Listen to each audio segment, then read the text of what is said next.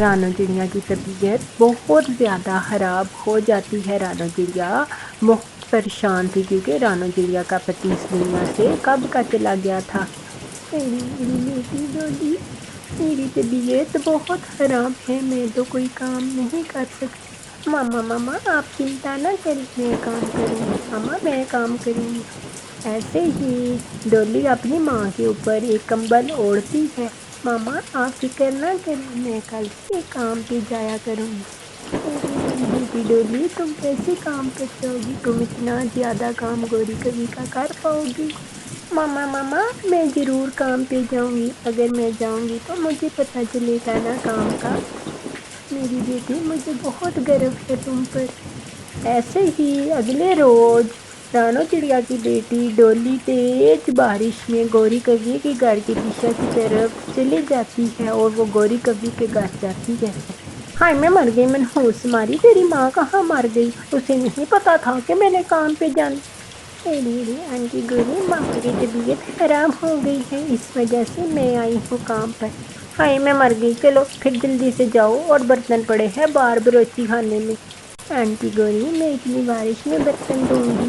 ہاں تم میری نوکرانی ہے اور میں تیری مالکن، میں جو گئے نہیں ہوں وہ کام کر، جلدی سے جا اور وہ اتنے زیادہ برتن جو پڑے ہیں وہ دھو کے آ۔ تیز بارش میں ڈولی بیچاری وہ سارے گھر کے گوری کے برتن دھوتی ہے 3 دنوں کے اکٹھے، اور پھر ڈولی سوادشٹ بھوجن بناتی ہے اور ایسے ہی رات ہو جاتی ہے۔ آنٹی گوری میں اب گھر جا رہی ہوں۔ ہاں چل جا گھر جا، وہ رسوئی میں کچھ بھوجن پڑا ہوا ہے وہ لے جا اپنے لیے۔ ڈولی رسوئی سے بھوجن اٹھاتی ہے اور گھر لے جاتی ہے۔ رانو چڑیا، ماما میں آ گئی، دیکھیں میں بھوجن بھی لے کر آئی ہوں ماما۔ ارے میری بیٹی ڈولی، ایسا گوری نے تجھے کچھ کہا تو نہیں ہے؟ ماما مجھے گوری آنٹی نے بہت کام کروایا پر میں کام کر لوں گی، آپ فکر نہ کریں۔ ایسے ہی اپنی ماں کو ڈولی کہتی ہے، بیٹا ٹھیک ہے تم کام کر لیا کرو۔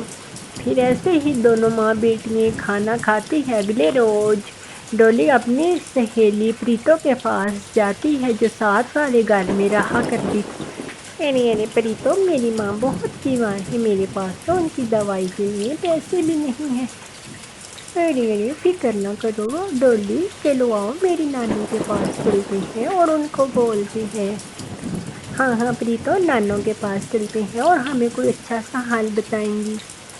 ایسے ہی دونوں نانوں کے پاس جاتے ہیں۔ بوڑھی نانوں کو زیادہ علم تھا ان باتوں کا اور بوڑھی نانوں سے سوال پریتو کرتی ہے اور بوڑھی نانی جواب میں کہتی ہے، ارے پریتو بیٹا، ان بارشوں کے دنوں میں پکوڑے بہت بکتے ہیں، تم ایسا کرو کہ پکوڑوں کی دکان کھول لو جس سے بہت منافع ہوگا۔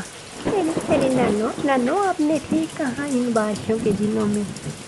ایسے ہی اگلے روز پریتو اور ڈولی پکوڑوں کا ایک ٹھیلا لگا لیتی ہیں بڑے پیڑ کے پاس اور آواز لگانے لگتی ہیں دور دور سے پکشیوں کو، پکوڑے کھا لو، پکوڑے سوادشٹ پکوڑے کھا لو، پکوڑے سوادشٹ پکوڑے۔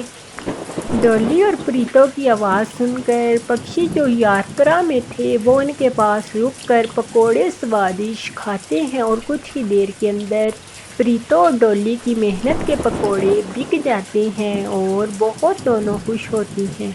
ارے پریتو دیکھو، ہمارے سارے پکوڑے بک گئے، ہم نے محنت کی اور محنت کا پھل ملا کہ آدھے پیسے تمہارے اور آدھے میرے، اب میں چلتی ہوں، میں نے اپنی ماں کے لیے دوائی بھی لینی ہے۔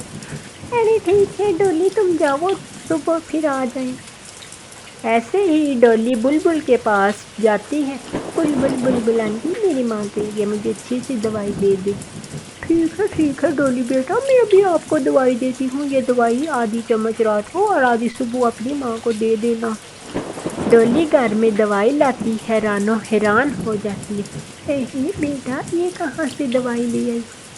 پھر ایسے ہی ڈولی ساری بات اپنی ماں کو بتاتی ہے، کیسے پریتو کی نانی نے ان کو مشورہ دیا اور انہوں نے ایک ٹھیلا پکوڑوں والا لگایا اور کتنی ان کو بچت ہوئی۔